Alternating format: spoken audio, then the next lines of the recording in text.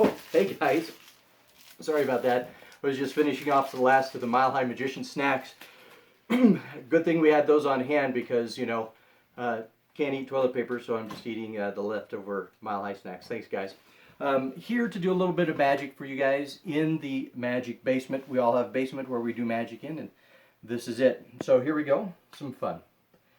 The first effect uses a glass and some playing cards.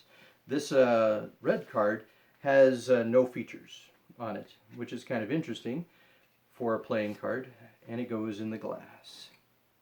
These cards, which are, of course, blue, also have no features on them, but these cards are receptive to magic. And let me show you what I mean.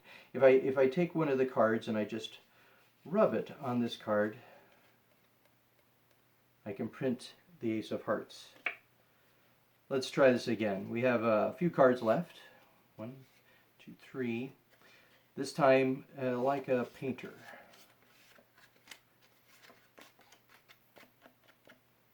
Painting, that's 2 left.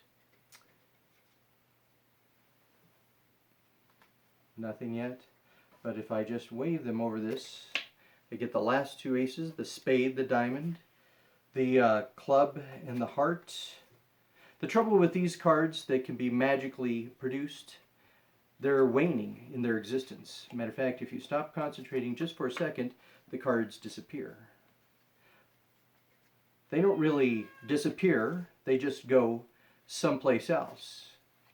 If they're not here, they're, of course, right here inside the glass.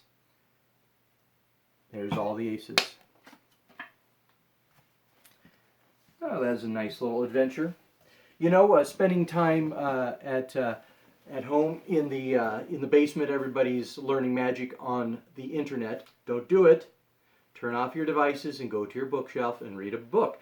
But sometimes you can't help yourself, so in my time on the internet, I have become a certified voodoo practitioner in the state of Colorado. Yeah, I have a voodoo license.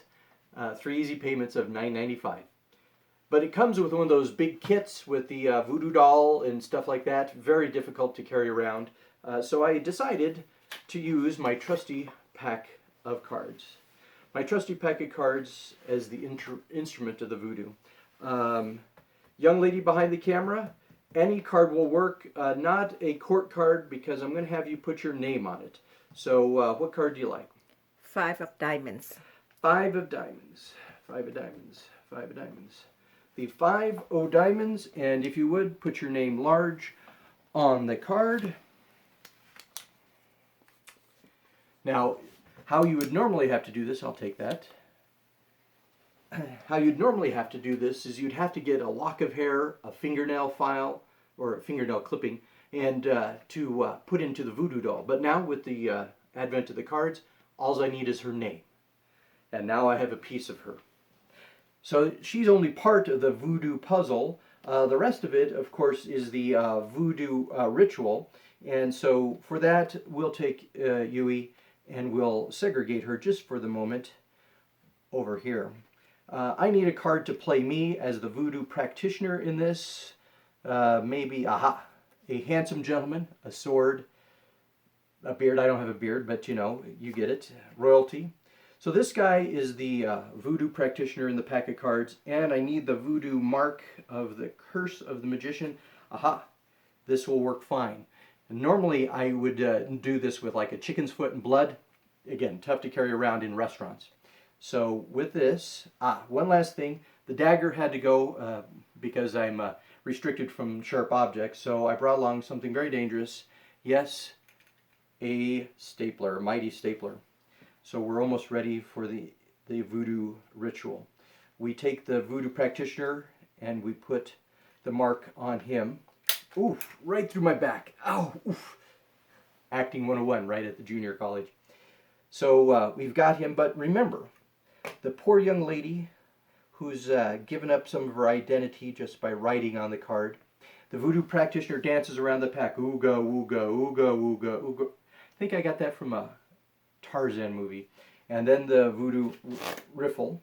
The voodoo riffle actually causes the healing effect to happen. Not all voodoo's bad. The healing effect, you see this card is now healed. No holes in it. The king is clean. Not a hole, not a mark. Clean as a whistle. But the mark, the voodoo curse, has traveled down into the pack, attaching itself to someone, pierced right through the heart. Oh, poor Yui.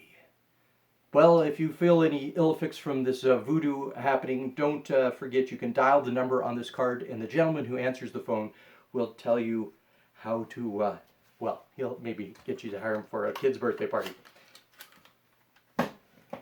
So one last thing to show you guys. It's something with a cup and some balls. I know that sounds subjective, but let me dig them out of my pocket. And a lighter that we don't need. 1, 2, 3 balls. And we'll use the magic wand, or the marker as the magic wand. 3 balls in the cup. And of course, these balls are kind of nice. They're going to travel into the cup one at a time, but not quite like that. In a more magical manner, if I tap and tap, one ball starts to travel and arrives underneath the cup. I know what you're thinking. Gene, could you do that again? Sure. 2, if I tap, just like that. Number 2 travels across underneath the cup. So that's 2 that have traveled underneath.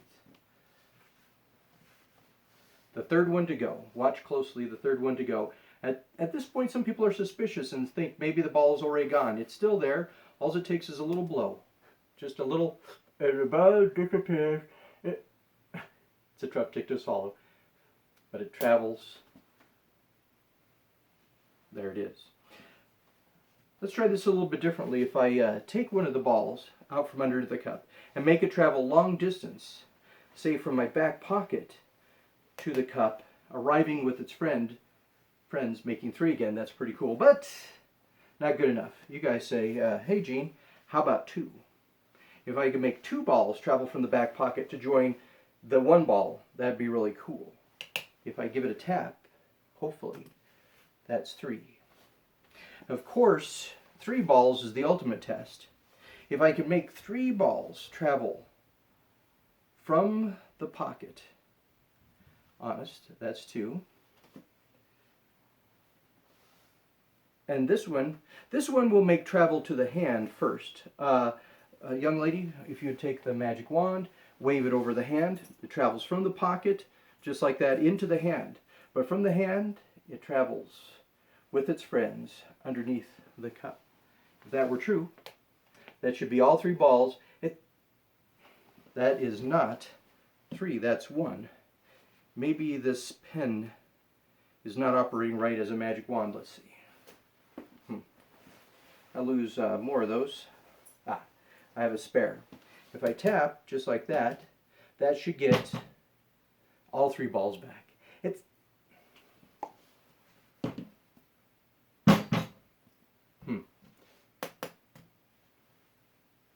Oh, there it is. That is all 3 balls back. Well, guys, I hope you had fun. A little bit of magic for you.